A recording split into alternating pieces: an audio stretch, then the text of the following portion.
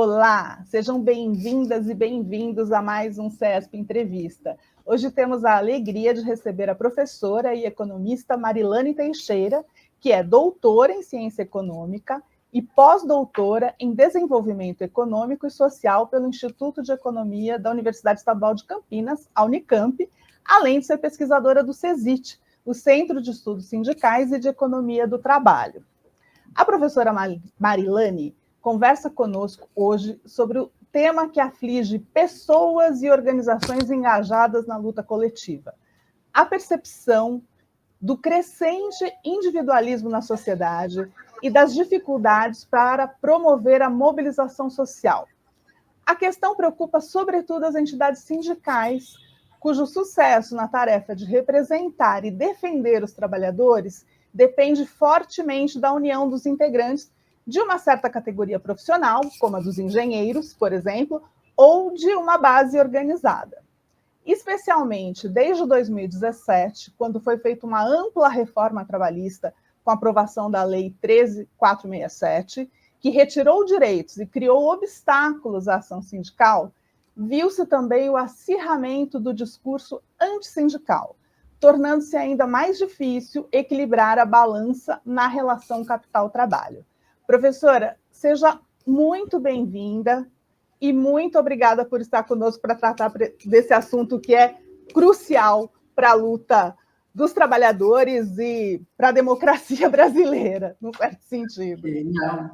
Não, muito obrigada ao sindicato, né, pelo convite, a você. Não, é uma alegria muito grande estar com vocês e poder, por alguns momentos, a gente tratar de um tema tão importante, tão necessário hoje na conjuntura atual e, inclusive, para o próprio futuro do sindicalismo e da classe trabalhadora, né? Então, obrigada mesmo, Rita, pela oportunidade de compartilhar com vocês esse momento. Que bom, nós é que agradecemos. Professora, começando aqui do começo, essa angústia que eu mencionei aqui na nossa abertura, que faz parecer ter uma dificuldade maior para mobilizar as pessoas para as causas coletivas, para a cooperação, diante de um individualismo que se vê na sociedade. Essa angústia se assenta na realidade? Dentro da sua experiência, o que explica esse fenômeno? De onde ele vem? Tá. Olha só, Rita, eu acho que a gente já está vivenciando isso já faz alguns anos, né? Para nós que acompanhamos o movimento sindical, a organização da classe trabalhadora, a gente já começou a perceber fortes indícios, né, dessa mudança já lá nos anos 90, né? Com justamente uma década em que o neoliberalismo entrou com muita força, né, com muita força na sociedade brasileira.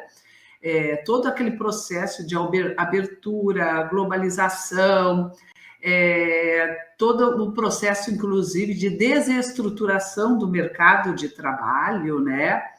Da desorganização de várias cadeias produtivas, muito fechamento de empresa e uma perda de dinamismo num setor fundamental, que é aquela indústria, né, que sempre foi uma referência, inclusive, do ponto de vista de ter os sindicatos mais estruturados, mais organizados e que protagonizaram as principais lutas da classe operária nos anos 70, nos anos 80, e uma fragmentação muito grande de novas formas de contratação que eram decorrentes dessas novas formas de organização da atividade produtiva, né? Essa descentralização. Então, cresce a terceirização, cresce as empresas, passam a externalizar parte dos processos de produção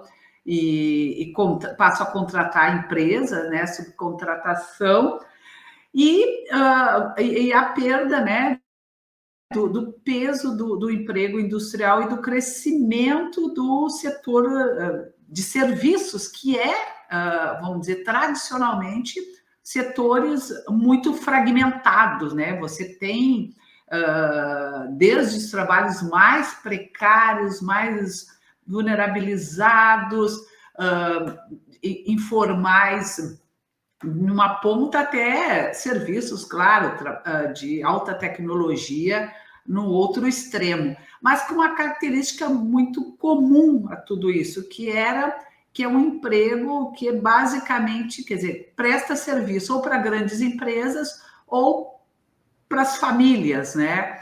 Então, isso já então nos anos 90, a gente percebe que os sindicatos vão perdendo a capacidade de organização. Quer dizer, tem dois fenômenos que ocorrem de forma simultânea, né? A perda de representação e a perda de representatividade. A perda de representação se dá pela redução das bases sindicais, né? Então, por exemplo, eu me lembro, nos anos 90, o Sindicato de Químicos, Plásticos e Farmacêuticos da cidade de São Paulo representava 100 mil trabalhadores. Hoje tem menos de 50 mil, você reduziu pela metade, né?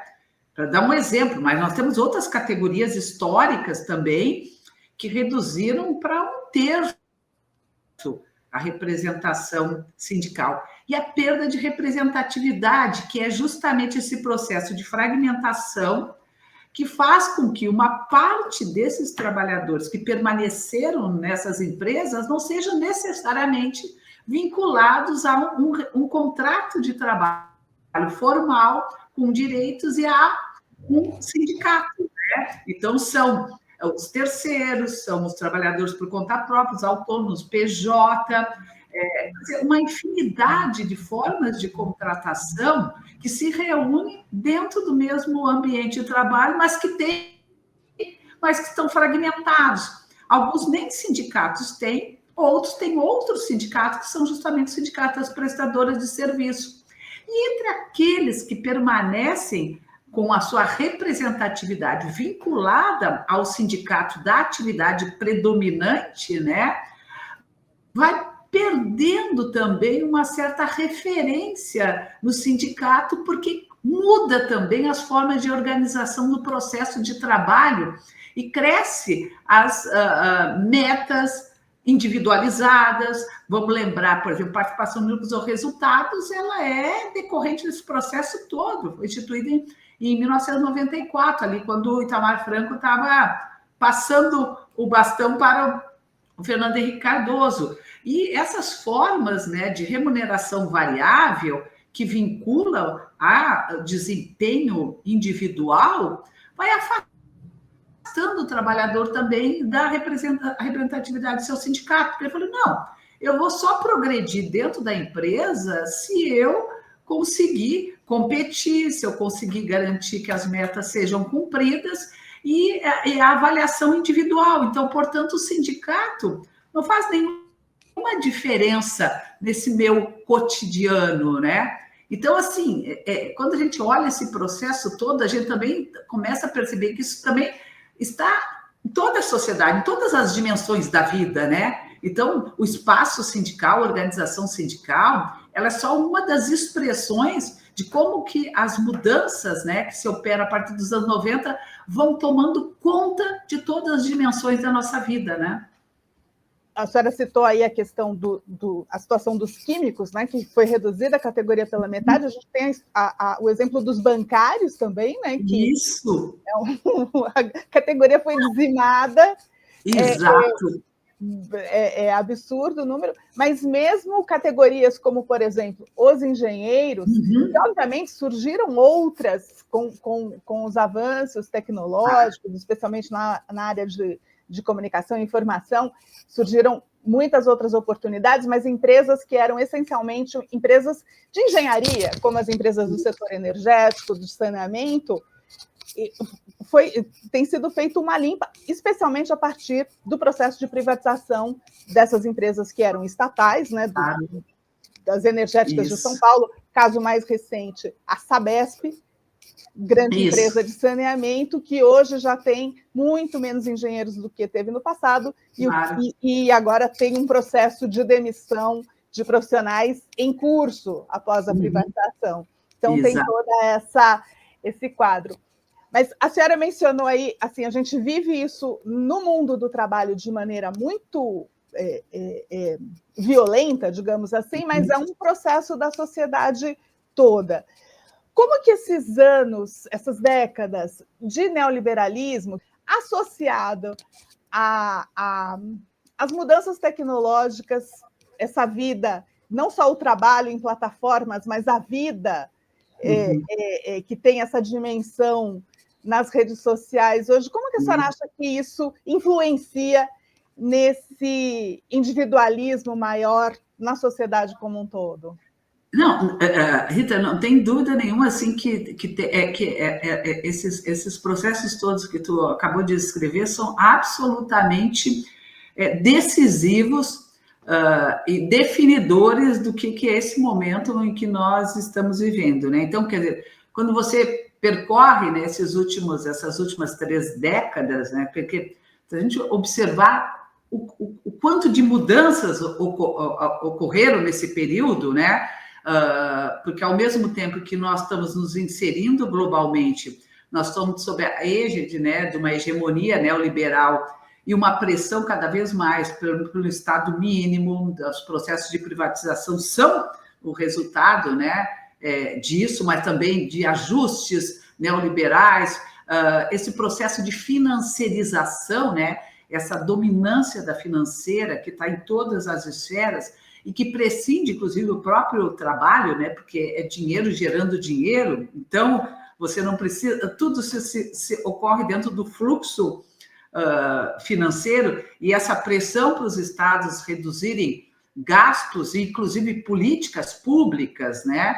Então, você está sempre sendo pressionado para garantir o equilíbrio fiscal. Então, isso faz com que, mesmo em períodos, por exemplo, que nós tivemos nos anos 2000, que foram períodos relativamente bons, positivos, né? De crescimento econômico, formalização, melhoria das condições de vida, trabalho, recuperação do salário mínimo, valorização, a redução da pobreza, da desigualdade, essa pressão constante sobre o Estado faz com que também crie, né, na sociedade uma certa frustração de que o Estado não consegue dar conta das políticas fundamentais, essenciais, né? Saúde, educação, assistência, mobilidade, enfim. Então, cria uma certa frustração associada a um discurso neoliberal de que o Estado gasta mal, que é corrupto, e isso vai se introjetando, né? Porque você tem, vamos dizer, mecanismos cada vez mais sofisticados de reproduzir esse discurso. Se há 30 anos atrás você tinha apenas uma grande rede, né, uma mídia, que era a Globo, Bandeirantes e Record ali secundariamente, que tratavam de reproduzir esses valores, né, todos os dias, lá num determinado horário, lá na telinha. Hoje, quer dizer, com o avanço da tecnologia e com as redes sociais e pelo o uso do celular, você é bombardeado permanentemente por essa ideologia, né? Ela chega de todos os lados, ela chega pelos grupos no Zap, ela chega pelo Instagram, chega pelo Twitter, ela chega por uma infinidade de maneiras, de forma com que eu acho que a maior parte das pessoas, obviamente, hoje, elas só se informam por meio desses instrumentos e elas vão também acompanhando mudanças, né? Porque, por exemplo, essa insistência de que você estudar para ter uma profissão, para ter uma carreira profissional, que bobagem! Tem milhares de exemplos que mostram que as pessoas sequer fizeram o ensino médio e estão ganhando rios de dinheiro por meio da internet, estão enriquecendo. Então, elas, inclusive, fazem questão de ficar o tempo todo demonstrando isso. E, claro, que isso vai criando um sentimento, né, uma parcela, principalmente a mais jovem, aqui, na verdade, vamos dizer, essa geração dos anos 90 e principalmente dos anos 2000, que não tem a menor ideia do que era o mundo do trabalho, as relações de trabalho que vivenciaram os seus pais, os seus avós, que já estão, inclusive, num ambiente, numa sociedade em que é o outro mundo do trabalho, tá? E que são o tempo todo bombardeadas pelas facilidades que essas redes, né, sociais vendem, oferecem, né, e que, na verdade, é apenas por uma parcela muito pequena. Mas você cria uma ilusão de que todo mundo pode chegar lá, que é a coisa do mérito, né, da meritocracia.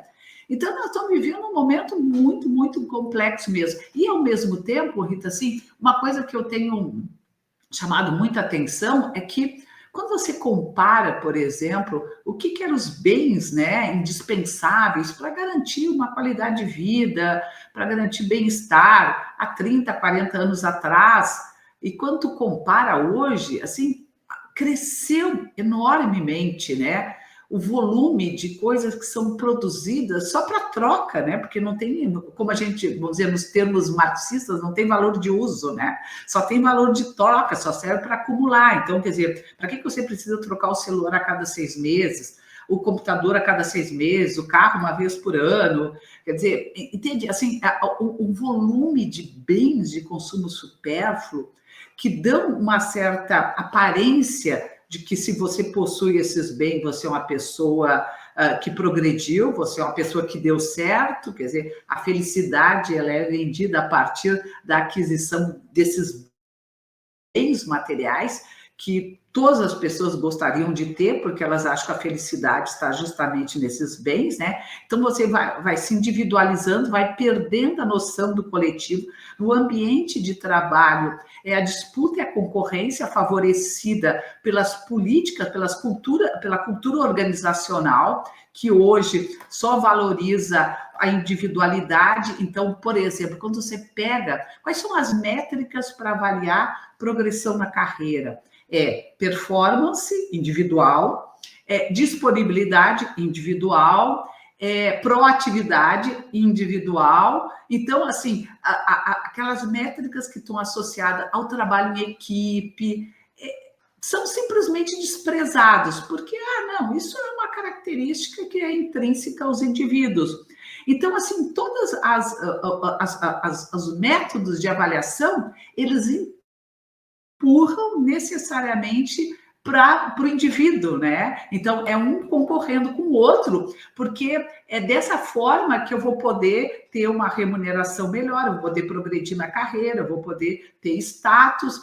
Então, e o trabalho também, principalmente nessas gerações mais jovens, ela perdeu a centralidade, né? Porque o trabalho que tinha um valor, as pessoas se realizavam por meio do trabalho, hoje elas se realizam por meio do consumo.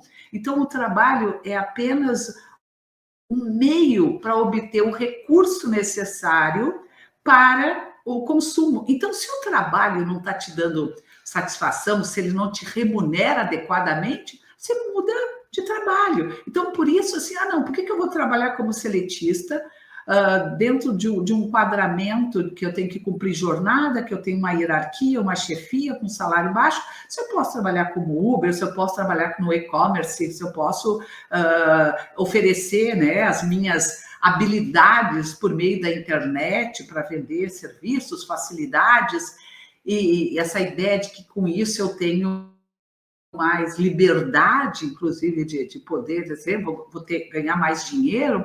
Isso contaminou a sociedade de uma maneira que, claro, vai se esfacelando todas as formas de organização coletiva, porque nada disso permite que haja organização coletiva, né?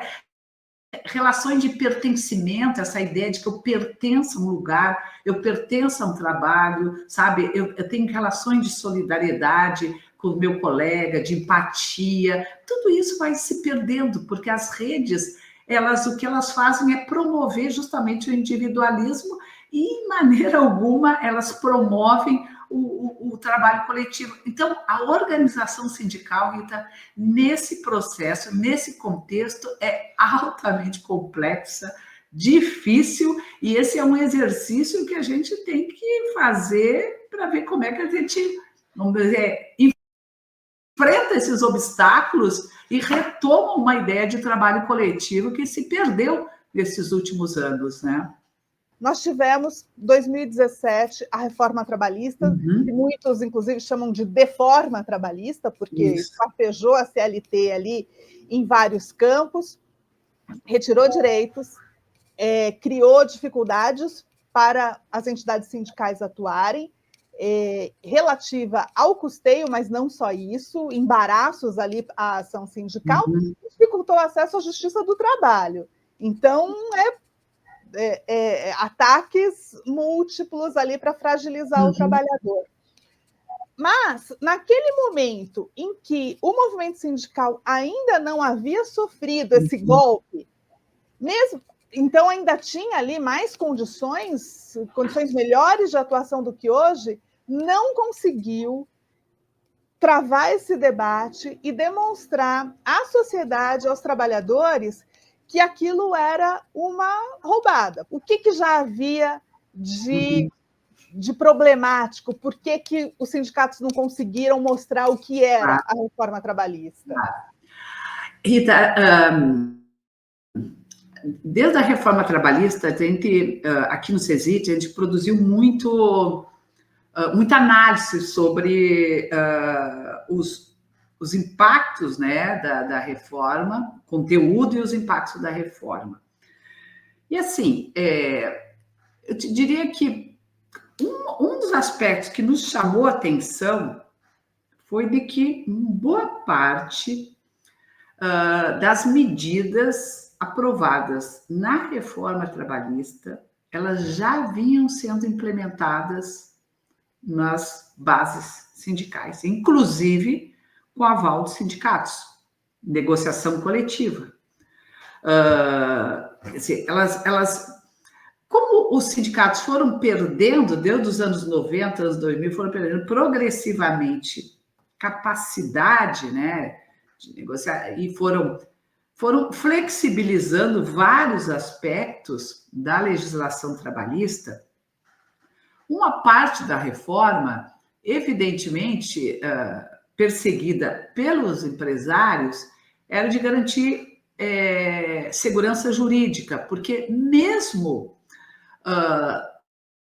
sendo temas negociados no âmbito das normas coletivas, havia muita iniciativa de trabalhadores, enfim, de buscar a justiça do trabalho, porque não reconhecia aquela perda de direito ou aquela flexibilização do direito, né? Porque normalmente o movimento sindical gosta de separar o que é flexibilização e o que é perda. O problema é que a flexibilização normalmente vem para reduzir, e não para flexibilizar para cima e flexibilizar para baixo, né? Que é o que a reforma trabalhista, na verdade, promoveu. Então nós temos um contexto em que uma parte já vinha sendo, vamos dizer, implementada. O contexto da reforma trabalhista, do ponto de vista sindical, também era muito complexo, porque se nós lembrarmos, né, foi justamente quando o projeto foi aprovado, foi apresentado no Congresso, foi o ano do impeachment. Então, o movimento sindical brasileiro, lembrem, parte dele estava dividido em relação ao impeachment da presidenta Dilma. Uma parte apoiava o impeachment da presidenta Dilma. Então, tinha centrais sindicais, por exemplo, que estavam rachadas, né? Uma parte apoiava o impeachment, a outra parte era contra o impeachment. Então, o projeto é enviado para o Congresso num ambiente em que o movimento sindical brasileiro, as centrais sindicais, que eram os protagonistas, estavam relativamente divididas em relação ao cenário econômico e político.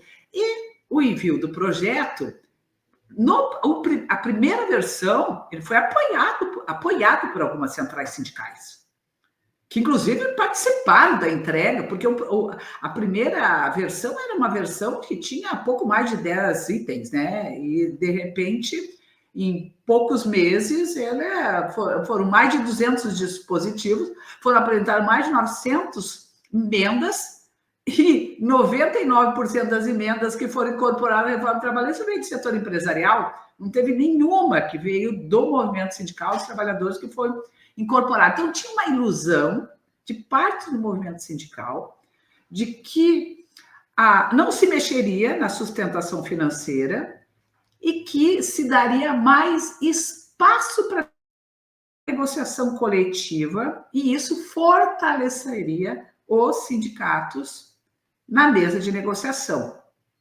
Vendeu-se essa ilusão.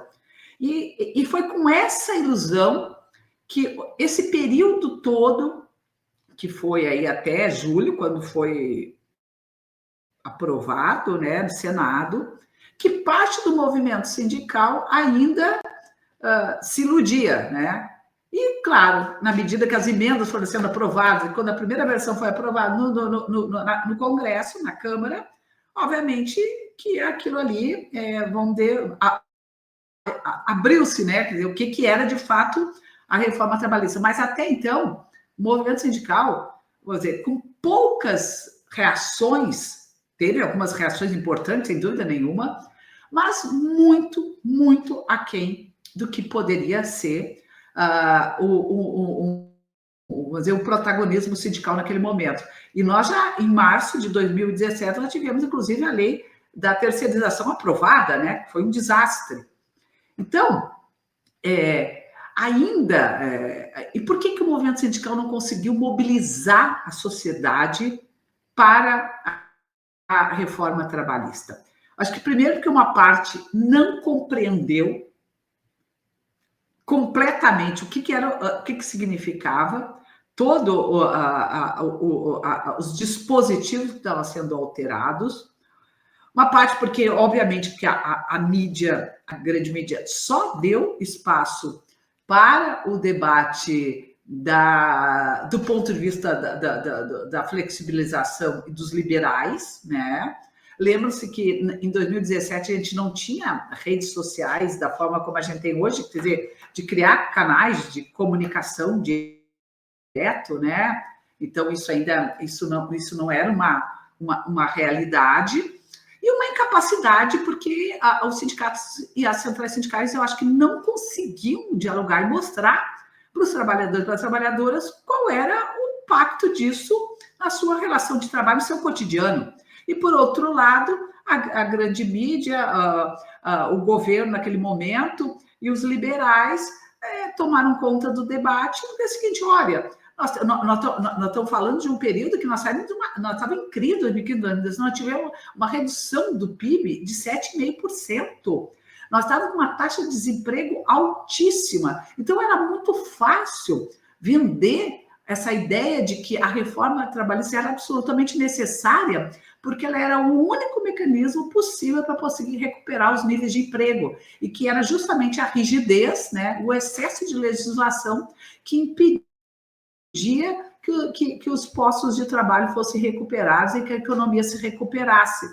Então, era um quadro muito complexo, o movimento sindical dividido, o contexto do impeachment, o movimento social, o movimento sindical extremamente frágil diante do golpe, né, que foi dado à presidenta Dilma. Um governo absolutamente deslegitimado, né, porque assumiu a partir de um golpe, né, que o próprio vice-presidente ajudou, né, a protagonizar, as centrais sindicais fragilizadas, o movimento social fragilizado, né, diante da campanha contra o impeachment, as centrais sindicais relativamente divididas, a economia em queda, quer dizer, 2017 a economia mal cresceu 1% diante da queda de 7,5% dos 2 anos anteriores, com a crise do desemprego altíssima. Então, todo assim, um cenário muito desfavorável para a organização sindical, para a organização dos trabalhadores, que é diferente de 2019,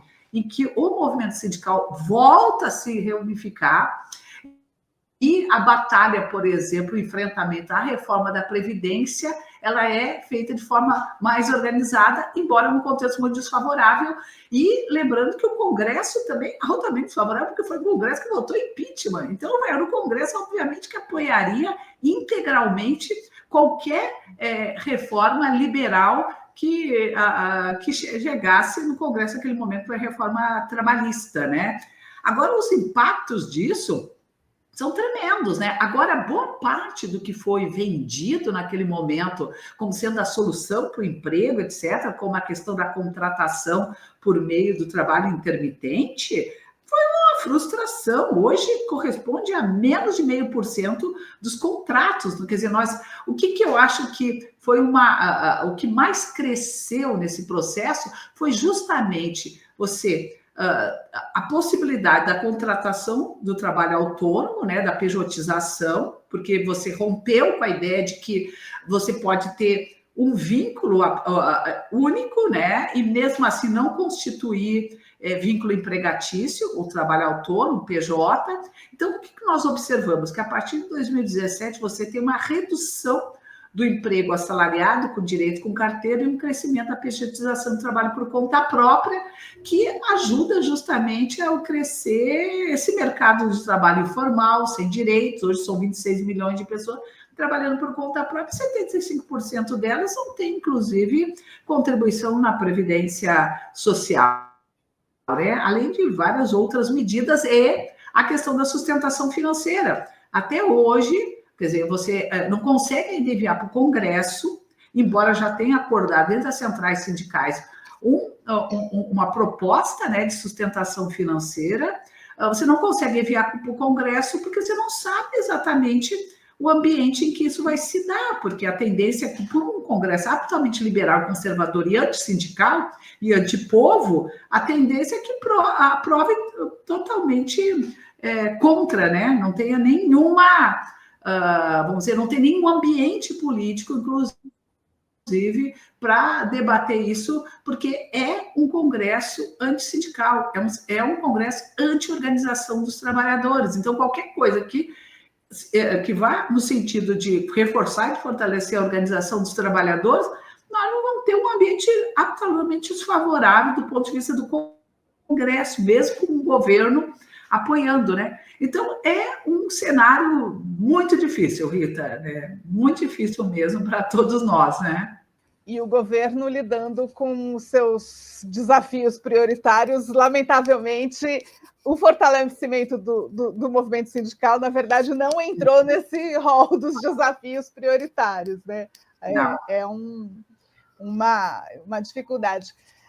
Agora, nesse cenário, né, passamos por tudo isso, a reforma trabalhista lá de 2017, que criou as dificuldades, esse cenário que a senhora já descreveu desse mundo do trabalho, grande informalidade e também, mesmo para os trabalhadores mais qualificados, essa dispersão, seja pelo trabalho remoto, seja pela dinâmica colocada pelas próprias empresas que não favorecem os laços entre os trabalhadores. O que a senhora indicaria? Assim, que caminhos o movimento sindical poderia percorrer para conseguir se fortalecer e defender os direitos dos trabalhadores? Bom, essa eu acho que é a principal pergunta, né? Eu acho que são vários aspectos, eu acho que assim, são vários caminhos, eu acho que a gente precisa tirar. Um deles acho que o movimento sindical, principalmente as centrais sindicais, né, que tem um papel muito importante, acho que elas têm que recuperar uma agenda mais pró-trabalho. Elas estão muito distanciadas das relações de trabalho, das questões do trabalho, do cotidiano. Então, por exemplo, geração de emprego, né? Isso é uma coisa absolutamente essencial. Ele devia ser um dos principais motes do movimento sindical, mas ele se apega a essa ideia, não estão vivendo do pleno emprego e secundariza essa agenda. Essa é uma agenda importante, porque não é pleno emprego para todo mundo, não. Tu pode ter uma taxa de desemprego baixa, por exemplo, lá em Santa Catarina, que está em torno de 3%, mas você chega no Nordeste, a taxa de desemprego é mais de 10%. Você olha para um homem branco, a taxa de desemprego é 3%, olha para uma mulher negra, a taxa de desemprego é mais de 10%. Então, acho que tem essa agenda do trabalho, porque ele perdeu um pouco o foco nisso, né? Então, acho que tem que recuperar uma agenda pró-trabalho. O exemplo da questão da jornada de trabalho. Bom, há 30 anos que a gente fala da redução da jornada de trabalho para 40 horas semanais, embora o movimento sindical tenha, digamos que, secundarizado essa luta, né, nos últimos anos, por várias razões que a gente pode, em outro momento, detalhar melhor. Agora, o movimento do VAT, ele, Vida Além do Trabalho, ele chama atenção para o debate da escala, né, que é um absurdo, as pessoas trabalham incessantemente, de forma estressante, tem um dia de folga, considerando que o dia de folga necessariamente não cai nem no sábado nem no domingo, pode cair em qualquer dia da semana. Se não tiver negociação coletiva, que impõe pelo menos que uma das folgas seja no domingo, ela pode cair em qualquer dia da semana. Bom, esse movimento ganhou uma expressão nacional, ganhou potência, ganhou o apoio da sociedade, né? Mas o movimento sindical resiste em assumir essa bandeira, principalmente da escala 6x1. Ele até admite, porque sempre, né, defendeu a redução da jornada de trabalho, mas tem resistência em relação à escala 6x1, com uma justificativa que é absolutamente, assim, sem sentido nenhum, que é a ideia de que tem muitos trabalhadores que trabalham sobre esse regime de escala 6x1 e que não querem alterar isso porque preferem trabalhar menos horas durante o dia e preferem trabalhar mais um dia da semana.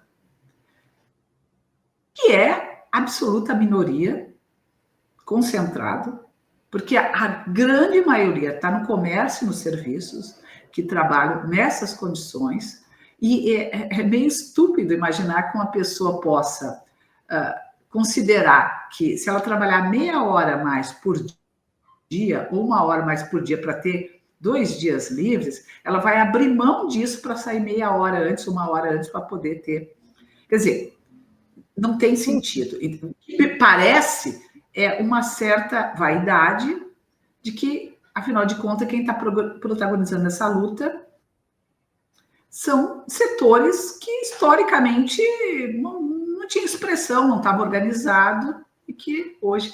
Então, isso tem a ver justamente com essa dificuldade que o movimento sindical tem de reconhecer que há outras formas de organização fundamentais e que surgem dessas novas formas de organização do trabalho, por exemplo, dos aplicativos, por exemplo, né? Que precisam ser respeitadas e precisam... Porque não é assim, não, eles não sabem como se organizar, eles estão chegando agora, nós é que sabemos, e aí vem o enquadramento. Ou vocês vêm para dentro dos sindicatos, das centrais sindicais, ou vocês não têm nosso apoio, não têm nosso reconhecimento, e aí já vão logo identificando, são movimentos de direita, são movimentos conservadores. É óbvio que todos os movimentos sofrem pressões de todos os lados, seja da esquerda, seja da direita, seja visões mais liberais ou não. Isso faz parte da disputa, e por isso que dentro desses movimentos você tem os campos, né, se formando e vão disputando se tem que ter mais regulação ou menos regulação para o trabalho de aplicativo, e assim como outras formas. Respeitar essas formas de organização, reconhecer essas formas de organização como legítimas, é fundamental, porque senão é isso, o movimento sindical vai envelhecer e essas formas de organização cada vez mais vão ser protagonistas das principais lutas e das reivindicações. Nós temos um movimento sindical muito burocratizado, que a gente sabe, herança da nossa estrutura sindical corporativa, que tem ainda muito peso, né, sobre a organização sindical. É difícil esse sindicalismo se desvencilhar de sedes, de grandes espaços, de direções com 20, 30, 40, 50, tem lugar que tem 70 dirigentes sindical, né? Então, há um movimento que precisa, mas a minha sensação, a sensação de uma parte que estuda essas pesquisas, é de que esse movimento de ruptura, ele vai vir muito mais de fora do que por dentro. Historicamente, as grandes rupturas, as grandes mudanças vieram muito mais como decorrência de pressões externas, né? Então, os sindicatos vão se fragilizando, vão reduzindo. Qual é o caminho? O caminho é unificar, o caminho é criar grandes sindicatos, é reduzir o espaço do aparelho e aumentar a presença no local de trabalho. Esse é o caminho meio óbvio, é se organizar por territórios, nos bairros, nas comunidades, ter uma sala, em vez de ter uma sala no centro da cidade, um prédio de 10, 15 andares, vende aquilo e monta pequenos espaços, salas, nas comunidades, nos bairros, onde, de fato, os trabalhadores e as trabalhadoras, e abre espaço, inclusive, para a comunidade.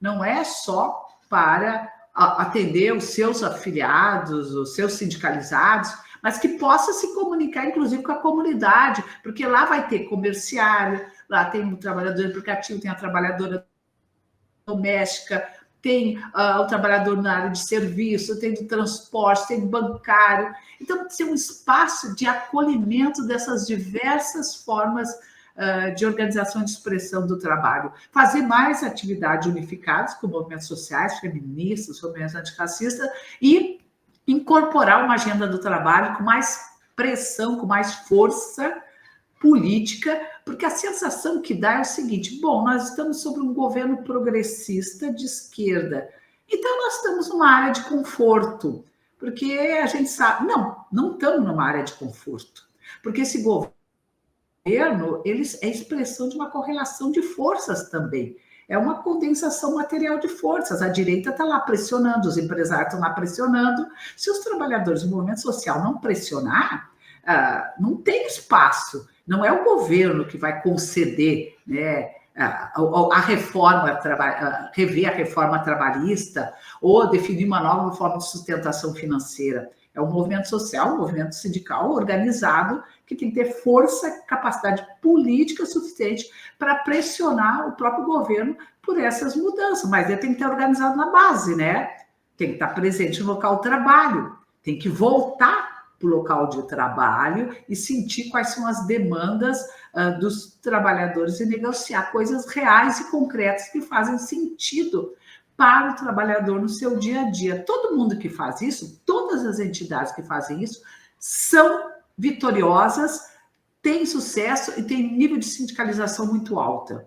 É só ir atrás das experiências exitosas que a gente tem no Brasil que mostram isso. O trabalhador tem confiança, tem respeito, se associa, vai no sindicato, porque ele sente que o sindicato, de fato, é uma ferramenta que ajuda na construção coletiva e na melhoria das suas condições de vida e de trabalho, né?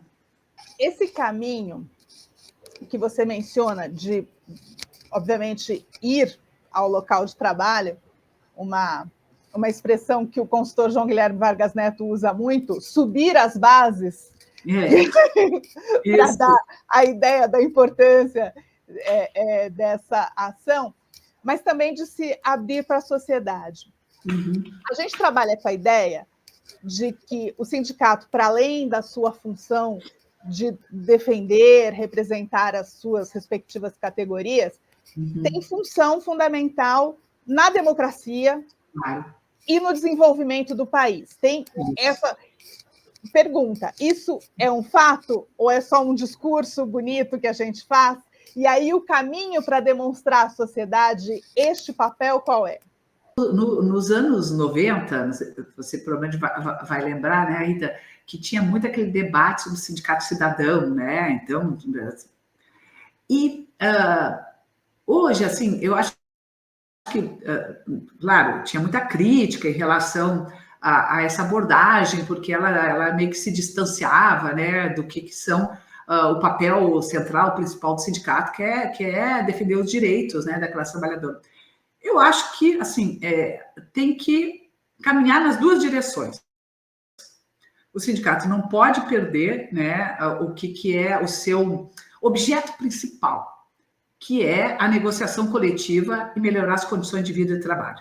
Isso é fundamental. Ele não pode se distanciar em momento algum dessa sua tarefa, porque essa é a razão de ser, a sua essência, né? Mas, cada vez mais, o trabalhador não quer só discutir salário, condição de trabalho. Ele quer discutir mobilidade, ele quer discutir saúde, ele quer discutir acesso à educação, ele quer discutir... e essas outras dimensões que constituem o que a gente chama de um desenvolvimento, né, desenvolvimento sustentável, eles são essenciais, porque não adianta você garantir, por exemplo, melhores salários, se ele vai ter que... A saúde que ele vai acessar tem que ser privada, a educação privada, o transporte, não tem transporte coletivo, não tem moradia, quer dizer, não serve, porque é como se assim, ele transferisse todos aqueles ganhos, né, salariais, eles são transferidos e voltam de novo para o circuito da economia capitalista, porque ele tem que comprar tudo no mercado. Então, ele tem que também ter uma perspectiva de fortalecimento do Estado, da política pública, né? Então, é muito importante ficar o tempo todo chamando a atenção disso, falando assim, gente, olha, taxas de juros muito alta, tem esse impacto não só no crédito privado, mas também na possibilidade das empresas acessarem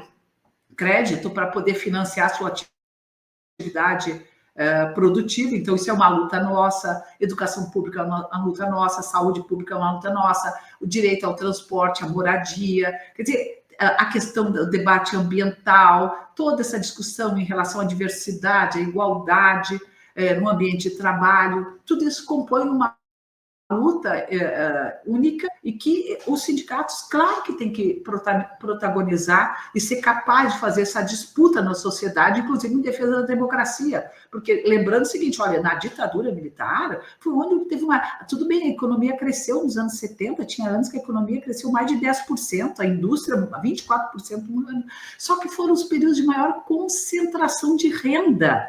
Então, entender que as desigualdades, elas se acentuam nos períodos justamente onde tem governos como o Bolsonaro, os períodos da ditadura militar, que são os governos de esquerda, os governos progressistas, que você tem, de certa forma, a possibilidade de discutir maior igualdade salarial, melhor distribuição de renda, ganhos salariais, valorização do salário mínimo, quer dizer, discutir democracia, né?